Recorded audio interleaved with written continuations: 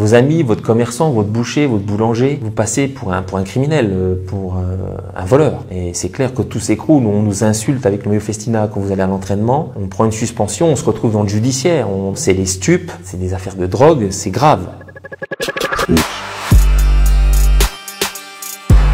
C'est-à-dire qu'à une époque, le dopage sévissait, en tout cas était passablement instauré dans les différentes formations, Festina comprise. Et au départ du Tour 98 pour le Dublin, un de nos soigneurs se fait prendre avec des produits interdits dans une voiture par les douanes. On a été exclu du Tour de France avec une procédure sportive, disciplinaire. On a même eu une garde à vue au STUP à Lyon. C'était le protocole d'un professionnel. En dehors du fait que je pouvais penser à ma santé, j'ai toujours eu le choix. On ne m'a jamais forcé à prendre quoi que ce soit. J'ai eu le choix jusqu'au bout. J'ai fait confiance à des gens, surtout à des médecins. C'était un protocole qui me semblait à l'époque, je dirais naïvement, quelque chose qui était tout à fait normal, professionnel, voire même légal. On était dans une ambiance, on était dans un pipeline d'équipe solidaire, unis, et je crois qu'on faisait confiance à ce suivi, à ces entraînements,